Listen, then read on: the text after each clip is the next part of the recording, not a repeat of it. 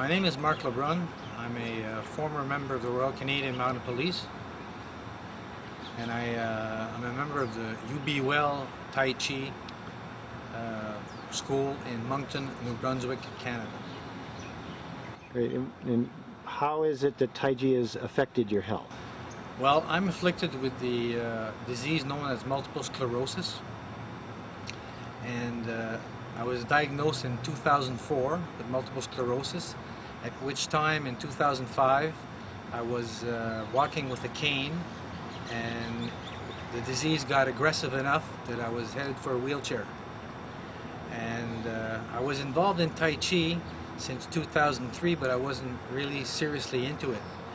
And as a result, in 2005, I started to take Tai Chi more seriously.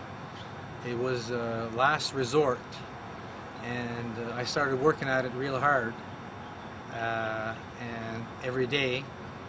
And as a result of my involvement with Tai Chi, I started getting my legs back, and I started strengthening my body. As of today, I'm in total physical condition. There are some side effects to my lesions are on the frontal lobe as well. I can't work per se, but my main job right now is to, according to the doctors, is to keep on doing Tai Chi. My doctors, it's a team of doctors, neurologists, psychiatrists, general practitioners, psychologists. They have prescribed me. My full-time job is now practicing Tai Chi every day. That is my prescription. That is my full-time job now. It's what brought me back into top physical condition. As a result of this, I can now go back to swimming, do light weights. I have regained my leg strength. I have regained my top physical condition that I used to have before I got sick with MS. And how long ago were you sick with MS? Since 1999. There were other effects with the MS. I had personality changes, not that I was aware of. They are still there. The lack of concentration, personality changes that I'm not aware of, but people around me are aware of. But the Tai Chi has helped in that manner as well. It has brought things under control as well. I'm more focused. However, it has limited my ability to work. I still can't sit down in front of a desk and concentrate, or I still can't sit down for any. I can only remain active, and Tai Chi is the ticket to what I can do. Is the only activity that I can focus on and practice and remain active. And this allows me to do swimming, a bit of weights, and as long as I remain active. If I stop Tai Chi, I can't seem to be able to do the swimming or the weights or anything else. Tai Chi is what has brought me to this, to the condition I am today. Great. I wonder, could you show us a little bit of your movement? Sure. Sure, I'd be glad.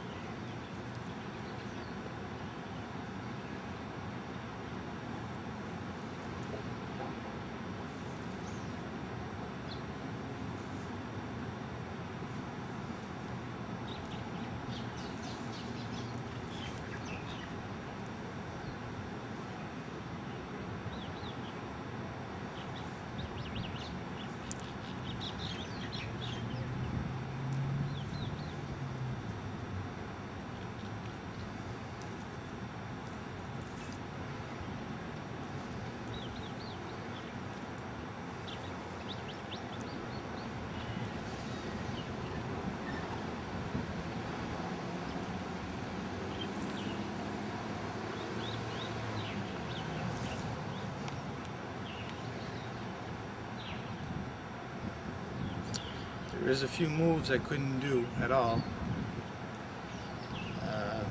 Specific moves that I couldn't do at all. When I started getting seriously into Tai Chi. One of them, snake sweeps down. Uh-huh. I'll show you that move. Okay. I'll show you that move. Basically, it came from snake whip.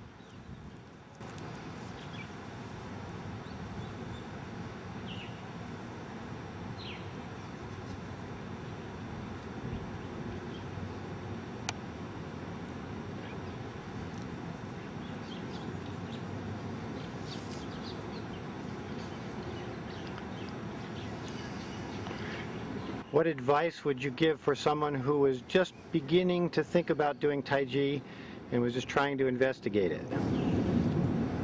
To look seriously into it before he has health problems.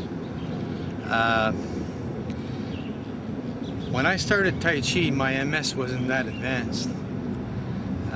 If I had really, I started in 2003. My MS was diagnosed in 2004.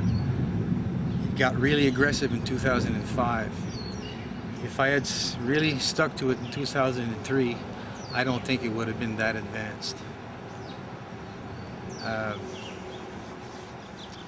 As a form of exercise, Tai Chi works from the inside out. The breathing itself, you learn as you do the form. And just, you know, there's so many components to Tai Chi. Some of my friends are weightlifters. Some of my friends are hockey players, and today some can't even keep up to me. And I have MS. Some of my friends are kickboxers, and they can't even keep up to me. What was the hardest thing for you in learning Tai Chi? The hardest thing for me in learning Tai Chi was, I have a martial arts background. I had my own Wing Chun school. I did kickboxing, I did karate. Was to go from hardness to softness, learning from the inside out. That was the hardest part for me to do. If a person had no martial arts background, what advice would you give them in terms of learning Tai Chi? The advice, I don't think it would be that hard for them to understand. In a way, I think it would be easier for them to go from softness, to understand the softness of it. But a hard martial artist, in a way, has an advantage because he understands fighting. He's been involved in fighting. A person that never had any martial arts background doesn't understand fighting. Yet, I think it would be easier for him to understand softness. One thing that I have to make clear is that with MS, you lose balance. By 2005, I had no balance whatsoever. And they gave me medication to give me balance, and it didn't work. No medication to give me balance worked. So with Tai Chi, it gave me balance again. That was one of the main bonuses that I had. I can stand on one leg again. So that was the most amazing thing for me. That's great. Thank you, Marc. Anything else you'd like to say to the audience? Parkinson's disease is similar to MS. I would strongly recommend those who have Parkinson's to consider Tai Chi as an alternative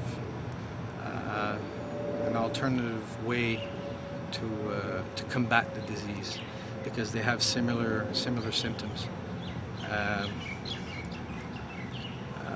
Tai Chi, I can't explain how Tai Chi worked for me. All I know is that it worked. And I've seen some people with MS in other classes, and it worked for them.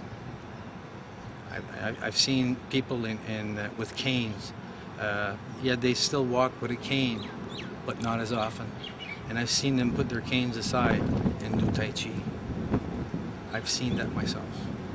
Me, I had a cane.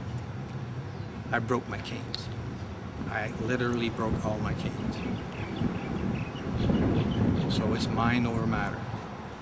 And Tai Chi, they say Tai Chi is the mind that guides. And I truly believe that. And I'm living proof of it. Let's just talk for a little more like that. So when you first started it, you had a hard time even following the 85-year-old? When I got into it seriously, and I was walking with a cane, I couldn't even follow the 85-year-old ladies to do the Tai Chi because I was sleeping 16 hours a day. I was MS. Part of the MS was you're so fatigued. So I didn't have the energy to follow them. So during the break, I'd sit down. So when my Sifu did the corrections, he'd say, "Mark, sit down." Well, everybody was standing up. There were 85-year-old ladies that were standing up for the corrections, and I had to sit down. I was, that was 3 years ago. I was 43, and I had to sit down for the corrections. It was an embarrassment. However, I knew I was there for one purpose, to get better. And I knew inside, I mean, I don't know how I knew, but I knew that this was the ticket. The weights weren't doing it. The swimming wasn't doing it. Because I didn't have no legs. I didn't have any energy. External energy I didn't have. So logically, it had to come from the internal. So I worked from the internal. And I knew enough about martial arts that Tai Chi was an internal martial art. So I worked at it, and my Sifu, who had kept contact with me while I was sick, just to check up on me, not to bring me back to Tai Chi, but he had kept contact with me to find out how I was doing. Now that's the mark of a great Sifu. How are you doing? I don't want you to come back to Tai Chi, I just want to find out how you're doing. So and I was very sick. Plus add the change of personality, the change of character. Now everybody else around noticed it, and I thought everybody else was crazy, except me. I was off work. I was ordered off work. They wouldn't let me back in. When I tried to go back to work 3 times, I couldn't even handle the desk job because my head, there was an internal pressure behind my eyes, and everything would blur. Now if I go back to a desk job today, that would still happen. That would still happen because there's more frontal lesions in the frontal lobe. So that's why the doctors say your main job now is to do your Tai Chi. Now the insurance companies know that now because it's a prescription.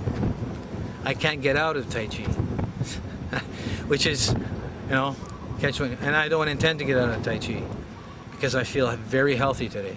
Could you explain that a little bit? The doctors have prescribed that, put it on paper. They're saying Tai Chi is a prescription. They didn't put down swimming. They didn't put down weights. They didn't put down boxing. They didn't put down any other type of exercise. They've put down my medication, and they've put down, besides my medication, Tai Chi. They've put it down as a medication. So the insurance company, when I call them, they say, "Oh, Tai Chi is a prescription." Well, let us advise you that if you don't follow your medication, we will cut your benefits off.